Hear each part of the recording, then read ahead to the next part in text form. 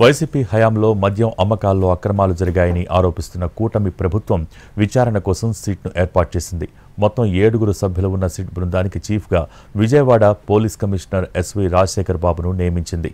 SIT బృందంలో IPS L Subbarayudu, additional ఎస్పీలు Kolli Srinivas, R Sriharibabu, DSP P Srinivas, ఇన్స్పెక్టర్లు కె శివాజీ, నాగ శ్రీనివాస్ ఉన్నారు. సిఐడి డీజీపీ ఆధ్వర్యంలో సిట్ పనిచేస్తుందని ఉత్తర్వుల్లో పేర్కొంది ప్రభుత్వం. సిట్కు అన్ని రకాల అధికారాలు కల్పించింది. మద్యం అక్రమాలకు సంబంధించి రికార్డులు సీజ్ చేసే అధికారం కూడా ఇచ్చింది ఏపీ సర్కార్. 2019 అక్టోబర్ నుంచి 2024 మార్చి వరకు జరిగిన మద్యం అక్రమాలపై విచారణ జరపనుంది సిట్. ఆ 5 ఏళ్ల కాల వ్యవధిలో రాష్ట్రంలో మద్యం విక్రయాలకు సంబంధించి 90,000 కోట్ల నగదు లావాదేవీలు జరిగాయన్నది అభియోగం. నగదు లావాదేవీలతో పాటు హోలోగ్రామ్ల వ్యవహారంలోనూ పెద్ద ఎత్తున అక్రమాలు చోటు చేసుకున్నట్టు ఆరోపణలున్నాయి.